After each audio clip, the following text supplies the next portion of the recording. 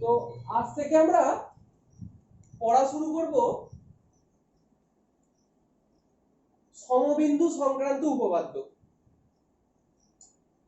তার মধ্যে প্রথম উপপাদ্যটা হলো ত্রিভুজের বাহুগুলো লম্ব সমদ্বিখণ্ডক তিনটে সমবিন্দু।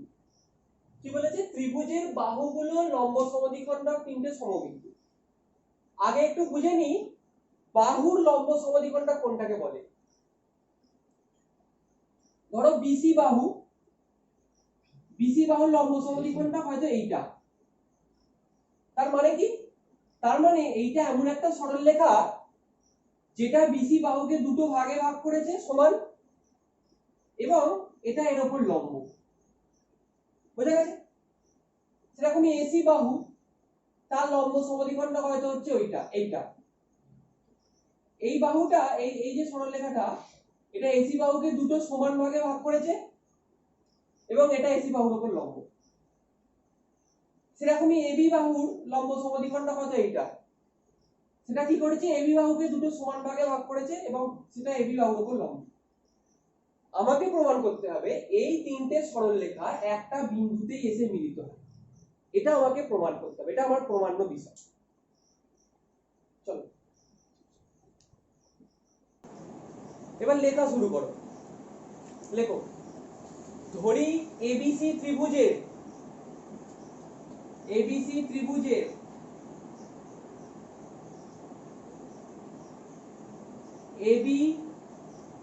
বিসি ও এসি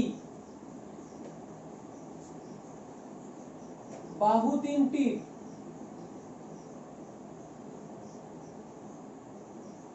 মধ্যবিন্দু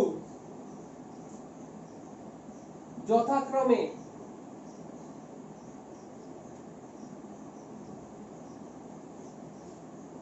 ডি, ই আর এফ। অর্থাৎ এবিসি ত্রিভুজের বিসি বাহুর মধ্যবিন্দু হচ্ছে ডি, সরি একটু ভুলে গেছে, এবি বাহুর মধ্যবিন্দু হচ্ছে ডি, বিসি বাহুর মধ্যবিন্দু ই, আর এসি বাহুর মধ্যবিন্দু হচ্ছে এফ। এটা ধরে নিয়েছি আমরা।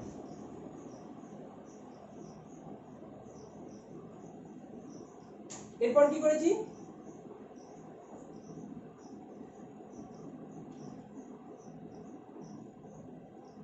এরপর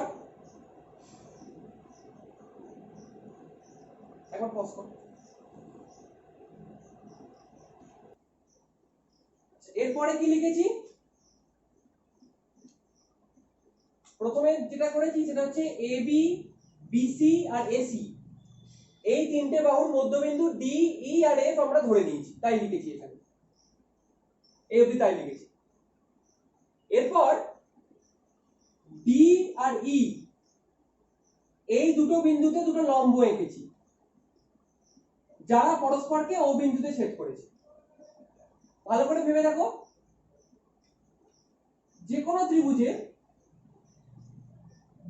যে কোনো দুটো লম্ব পরস্পরকে একটা নির্দিষ্ট বিন্দুতে ছেদ করবে। যে কোনো দুটো লম্ব, এই দুটো লম্ব পরস্পর একটা বিন্দুতে ছেদ করবে। যে কোনো দুটো সরলরেখা পরস্পরকে একটা বিন্দুতে ছেদ করবেই, একদম কোনো না কোনো বিন্দুতে। তৃতীয়টা করবে কিনা আমি বলতে পারছি না। আমি কি করে দিয়েছি এবার? না, ডি আর ই বিন্দুতে অঙ্কিত লম্ব দুটো পরস্পরকে ও বিন্দুতে ছেদ করেছে, সেটা আমি ধরেই নিয়েছি বা এদেরকে ছেদ করিয়েছি। আর ওএফ কে ইচ্ছা করে যোগ করেছি, ওএফ কে যুক্ত করেছি। যদি কোনোভাবে প্রমাণ করতে পারি এই যে ওএফ কে যুক্ত করেছি সেটা এসি বাহুর উপর লম্ব, এই ওএফটা এসি বাহুর উপরেও লম্ব, তাহলেই আমরা বলতে পারি লম্ব সমদ্বিখণ্ডক তিনটে সমবিন্দু। কারণ দেখো, এই দুটো লম্ব অলরেডি আমি ধরে নিয়েছি, ও ই আর ও ডি, এরা পরস্পরের উপর লম্ব আমি ধরে নিয়েছি, এরা পরস্পরকে ও বিন্দুতে ছেদ করছে সেটা আমি ধরে নিয়েছি। যদি কোনোভাবে এটা প্রমাণ করতে পারি যে ওএফ কে আমি যুক্ত করেছি সেই ওয়েভটাও এসি বাহুর উপর লম্ব, তাহলেই আমার কাজটা হয়ে যাবে। অর্থাৎ তিনটে লম্ব পরস্পরকে একটা বিন্দুতে ছেদ করে। তো সেগুলোই পরপর লিখেছি। কি করেছি? ওয়েভ যুক্ত করা হলো, আর কি প্রমাণ করতে হবে না ডি ই আর এফ বিন্দুতে অঙ্কিত লম্ব তিনটে সমবিন্দু, এটা প্রমাণ করতে হবে। তার জন্য যদি ওএফ এসির উপর লম্ব হয়, যদি ওএফ এসির উপর লম্ব হয় সেইটা প্রমাণ করলেই উপপাদ্যটা প্রমাণিত হবে। বাকি দুটো লম্ব আমি অলরেডি জানি। যদি ওয়েভটাও এসির উপর লম্ব হয়, যেটা আমি ইচ্ছা করে যোগ করেছি ওয়েভটাকে, তাহলেই উপপাদ্যটা আমার প্রমাণ হয়ে যাবে।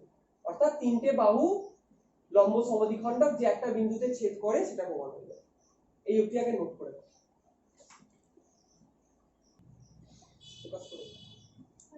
আচ্ছা, এবার কি করতে হবে, এবার অঙ্কন করতে হবে। অঙ্কনটা কি, ও এ ও বি আর ও সি এই তিনটে যোগ করে দিলাম, এটাই অঙ্ক। এবার আমরা প্রমাণ করব। প্রমাণটা আমরা কি করব ভালো করে একটু আগে বুঝে নিই। আমরা এই যে দুটো ত্রিভুজ দেখতে পাচ্ছি, অর্থাৎ ত্রিভুজ এ ও এফ আর ত্রিভুজ সি ও এফ, স্টার দেয়া ত্রিভুজ দুটো, এই ত্রিভুজ দুটোকে কোনোভাবে সর্বসম প্রমাণ করব। ঠিক আছে, সর্বসম প্রমাণ করতে পারলেই এই যে দুটো কোণ, এই কোণ দুটো আমার সমান হয়ে যাবে সর্বসম ত্রিভুজের অনুরূপ কোণ হিসাবে। আর ভালো করে লক্ষ্য করো, এই কোণ দুটো একটা সরল রেখায় অবস্থিত, আর যদি দুটো কোণ সমান হয় তাহলে অবশ্যই কোণ দুটোর মান 90 ডিগ্রি করে হবে। তার মানে ওয়েভটা এসির উপর লম্ব হবে। তাহলে আমার টার্গেট হচ্ছে এই স্টার মার্কস করা ত্রিভুজ দুটোকে কোনোভাবে সর্বসম প্রমাণ করা। তো চলো সেই উদ্দেশ্য নিয়ে আমরা শুরু করি। প্রথমে নেব ত্রিভুজ এওডি আর ত্রিভুজ বিওসি। ছবিতে দেখতে পাচ্ছি কোনটা এওডি, আমার পেনের ডগা দিয়ে দেখো এ ও ডি এইটা, আর বি ও ডি এইটা, এই দুটো ত্রিভুজ, সরি বিওসি না বিওডি, এই দুটো ত্রিভুজ। তাহলে এই দুটো ত্রিভুজের মধ্যে আমি এক এক করে লিখতে পারি এডি সমান সমান ডিবি, এডি সমান সমান ডিবি। তার কারণ কি, তার কারণ হচ্ছে ডি এবি বাহুর মধ্যবিন্দু, এটা প্রদত্ত। ডি এবি বাহুর মধ্যবিন্দু।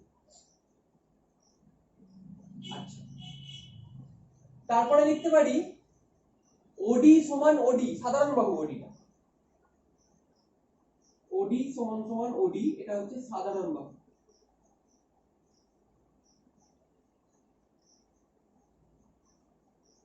আর লিখতে পারি কোণ এডিও, অর্থাৎ এই কোণটা, কোণ এডিও, আর কোণ বিডিও, অর্থাৎ এই কোণটা, কোণ বিডিও, এরা সমান। কেন? কারণ এরা প্রত্যেকেই এক সমকোণ, প্রত্যেকেই 90 ডিগ্রি। কেন 90 ডিগ্রি? কারণ আমি তো এঁকেইছি এভাবে, আমি তো ওডি লম্ব এবি এঁকেছি, সেই জন্য এরা প্রত্যেকেই 90 ডিগ্রি। হ্যাঁ, আমি এখান থেকে কি বলতে পারি, দেয়ারফর ত্রিভুজ এওডি সর্বসম ত্রিভুজ বিওডি। কোন শর্তে এরা সর্বসম? সাইড অ্যাঙ্গেল সাইড, এই শর্তে এরা সর্বসম।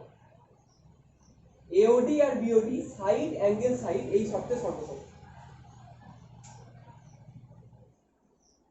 এবার দেখো, যেমনি ত্রিভুজ দুটোকে আমি সর্বসম বলে দিতে পারলাম, অমনি আমি বলতে পারি এও আর ওবি এই দুটো বাহুর মান সমান, সর্বসম ত্রিভুজের এরা অনুরূপ বাহু। তাহলে এখানে লিখি অতএব এও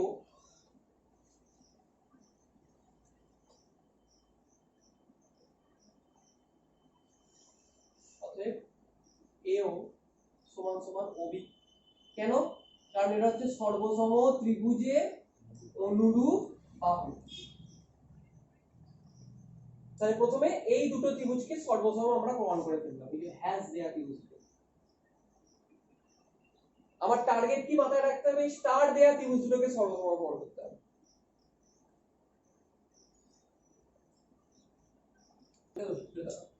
তাহলে এই দুটো ত্রিভুজ সর্বসম প্রমাণ হয়ে গেল। তার থেকে যে ইনফরমেশন পেলাম সেটা হচ্ছে এও সমান ওবি। এবার এই দুটো ত্রিভুজকে, অর্থাৎ ত্রিভুজ বিওই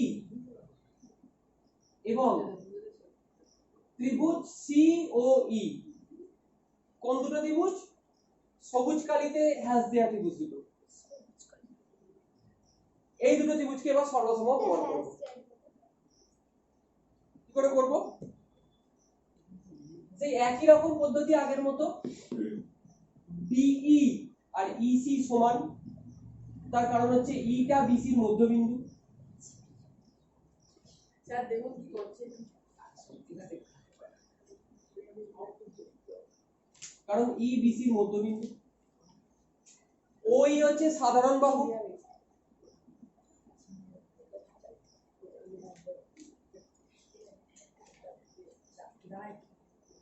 আর এই যে কোণটা অর্থাৎ কোণ বিইও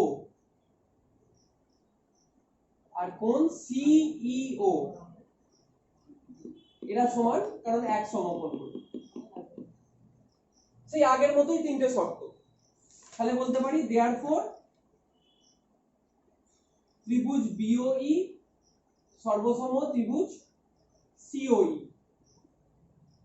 ওই সাইড অ্যাঙ্গেল সাইড শর্তে এরা সর্বসম।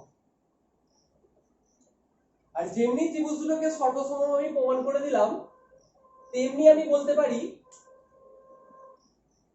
এই সাইডটা অর্থাৎ বিও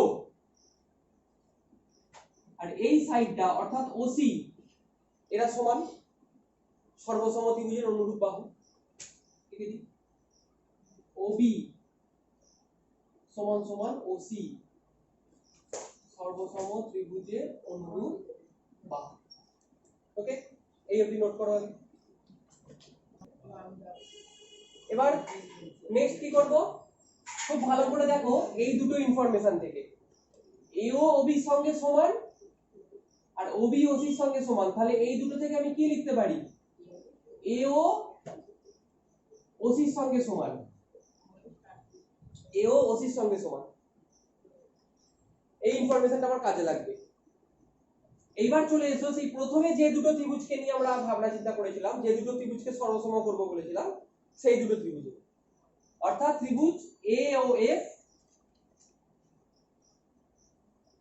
ও ত্রিভুজ সি ও এফ থেকে পাই।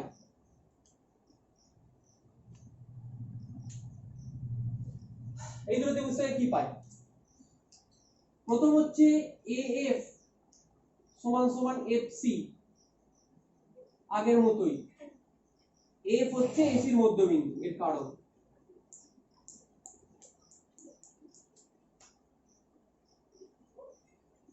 তারপরে পাবো হচ্ছে ওএফ সমান ওএফ, কারণ সাধারণ বাহু।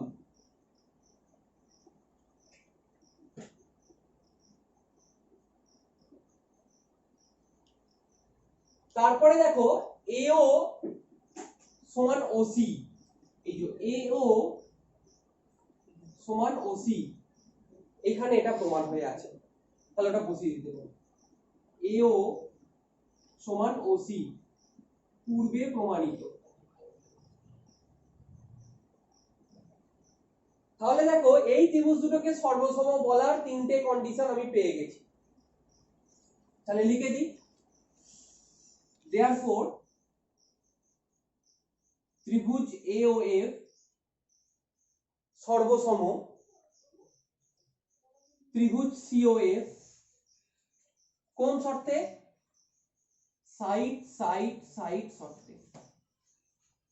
বুঝা গেছে? এই অবধি আগে নোট করো, পজ করো।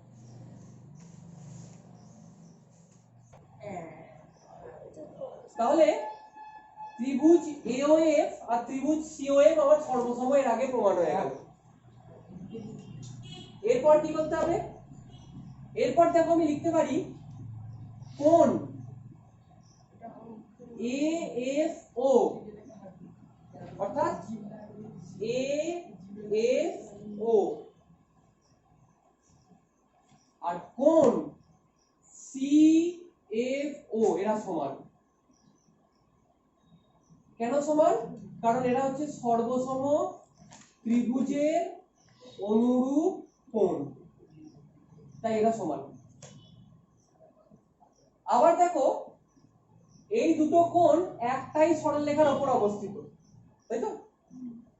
আবার কোণ AFO ও কোণ CFO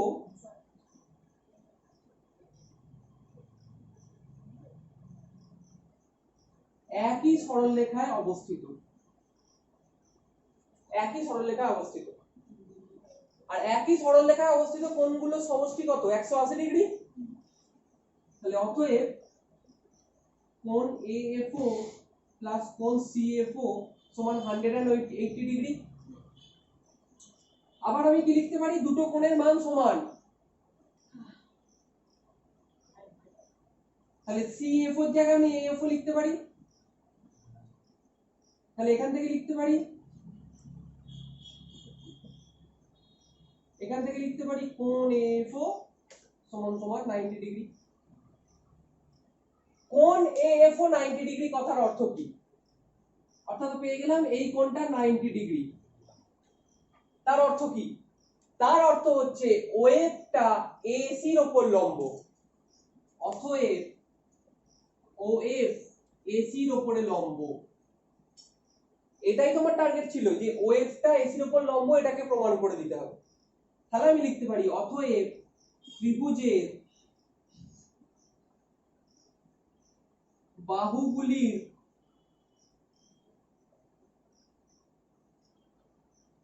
লম্ব সমদ্বিখণ্ডক তিনটি সমবিন্দু।